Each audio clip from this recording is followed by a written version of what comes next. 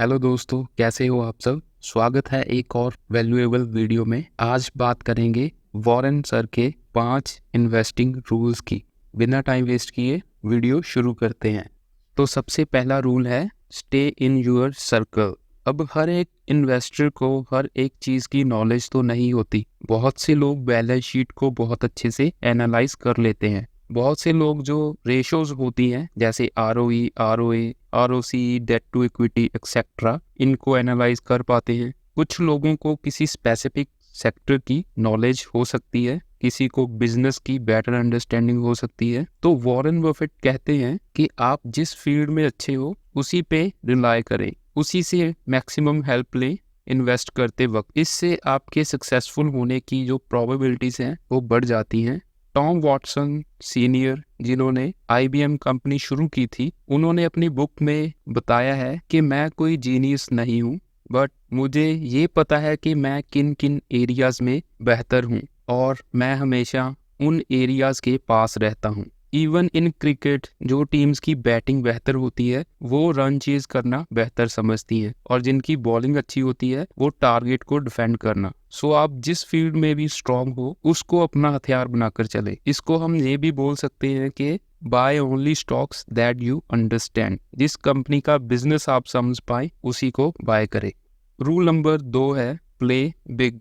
अब Warren sir कहते हैं कि जो बड़ी अपॉर्चुनिटीज होती हैं स्टॉक मार्केट में वो ज्यादा नहीं होती जिसमें आप वेल्थ क्रिएट कर सकते हो। तो जब आपको सही अपॉर्चुनिटी मिले तो उसको दोनों हाथों से ग्रैब करो। मतलब कहीं पे कोई स्टॉक बहुत ही अच्छे प्राइस पे अवेलेबल हो और आप अपने पोर्टफोलियो का 2 से 4% उसमें इन्वेस्ट करके बैठ जाएंगे तो आप बड़ी रिटर्न नहीं कमा पाओगे। तो बड़ी अपॉर्चुनिटी को मिस नहीं करना है। इसको और बेहतर करने के लिए वॉरेन एक और आइडिया देते हैं। वो कहते हैं कि आप अपनी लाइफ में सिर्फ 20 स्टॉक्स में इन्वेस्ट करें अपना सारे का सारा पैसा। जब आप सारी जिंदगी में सिर्फ 20 कंपनीज ही सिलेक्ट करने जाओगे तो आप उनको बहुत अच्छे से और गहराई में एनालाइज करोगे, जिससे ज़्यादा चांसेस होंगे कि आप अच्छी इन्वेस्टमेंट कर पाओगे। अगर आपने उसमें 5% ही इन्वेस्ट किया है तो अगर वो डबल भी हो जाएगा तो ओवरऑल आपका जो पोर्टफोलियो है उस पे आपको सिर्फ 5% की रिटर्न मिलेगी, और 5% की रिटर्न कुछ भी नहीं है स्टॉक मार्केट में। तो बड़े पैसे बनाने के लिए थोड़ा सा कंसंट्रेटेड पोर्टफोलियो होना चाहिए अगर आपको बड़ी अपॉर्चुनिटी मिली है। और अगर आप अभी के हिसाब से भी वॉरेन का पोर्टफोलियो देखोगे तो आपको ये क्लियरली देखने मिलेगा कि उन्होंने अपने पूरे पोर्टफोलियो का इस वक्त ऑलमोस्ट 50% अकेले एप्पल कंपनी में इन्वेस्ट कर रखा है। नेक्स्ट रूल है रूल नंबर 3, और ये है फोकस ऑन क्वालिटी कंपनीज। अब बुरे से बुरे वक्त में वॉरेन अच्छे से अच्छी कंपनी के शेयर्स बाय करते हैं। ऐसा नहीं है कि सिर्फ पेनी स्टॉक्स बाय करोगे तभी आपको कोई बड़ी रिटर्न मिलेगी। वो बड़ी बड़ी कंपनीज में भी बाय करके अच्छा रिटर्न ले लेते हैं। वो पैसे को ज्यादा शफल नहीं करते हैं, मतलब बार बार बाय सेल के झंझट से दूर रहते हैं। तो वही कंपनीज बाय करते हैं जो लंबे टाइम के लिए सस्टेन कर सकती हैं, जो लंबे टाइम के लिए बिजनेस चल सकता है। और वो ऐसी कंपनीज को टारगेट करते हैं जिनका पुराना रिकॉर्ड अच्छा हो, दूसरा मैनेजमेंट भी अच्छी हो। ऐसे नहीं कि दिन में 2 बार इनसाइडर ट्रेडिंग की न्यूज आ रही हो कंपनी में। मतलब ओवरऑल एक क्वालिटी कंपनी हो। अब क्वालिटी कंपनी की पहचान क्या है? उस पे डेट नहीं होगा, जहाँ बहुत कम डेट होगा उसके रिजल्ट्स मोस्टली अच्छे आएंगे। जो रेशियोज हैं जैसे return on equity, return on capital employed वगैरह, इनकी वैल्यू हाई होगी।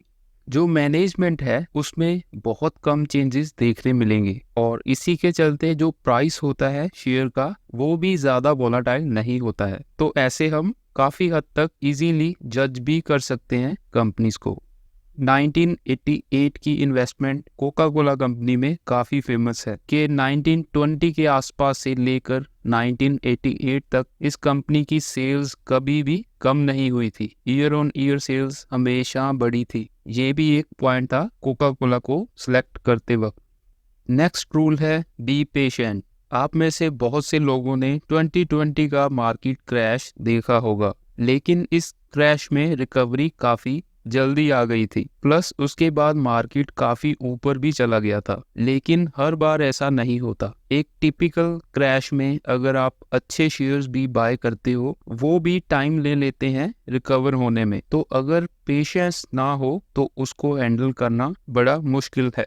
दूसरा ये भी है, अगर आप टाइम ज़्यादा देते हो अपनी इन्वेस्टमेंट को, तो रिसर्च कहती है कि रिटर्न बढ़ने के चांसेस उतने ही ज़्यादा रहते हैं। तो पेशेंस भी काफ़ी इम्पॉर्टेंट है स्टॉक मार्केट में।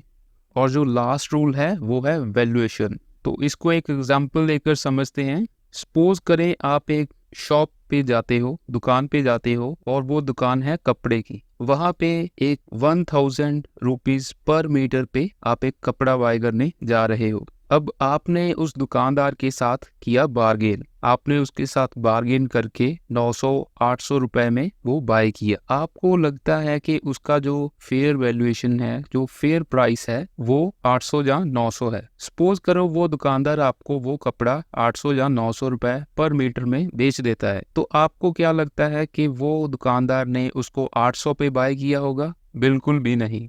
उसने उसको 600 रुपए, 500 रुपए में बाय किया होगा, जो आपको 800 में भी बेच रहा है। तो 800 में भी बेचकर वो उसमें प्रॉफिट कमा रहा है, हालांकि आपके अकॉर्डिंग उसका फेयर प्राइस 800 है। और यही चीज हमने मार्केट में करनी है। यहाँ के दुकानदार हम हैं, और यहाँ पे जो कपड़ा है उसकी जगह जो प्रोडक्ट है वो है शेयर्स। अगर हमने वो शेयर 1000 का बेचना है तो हमें वो उसके मार्केट प्राइस से तो नीचे खरीदना ही पड़ेगा। हमें उसके जो फेयर वैल्यूएशन है उसके भी नीचे खरीदना पड़ेगा। जो उसका फेयर प्राइस होगा हमें उससे भी नीचे इसलिए खरीदना है ताकि कल को अगर उसका सिर्फ फेयर प्राइस ही मिले, हमें कोई हमारे साथ बार्गेनिंग हो जाए और हम 1000 रुपए पे ना बेच पाए, हमें 800 पे बेचना पड़े, तो उस वक्त भी हमें प्रॉफिट होना चाहिए। इसी को अंडर वैल्यूड स्टॉक कहा जाएगा, और इसी प्रोसेस को मार्जिन ऑफ सेफ्टी बोलकर भी समझाया जा सकता है।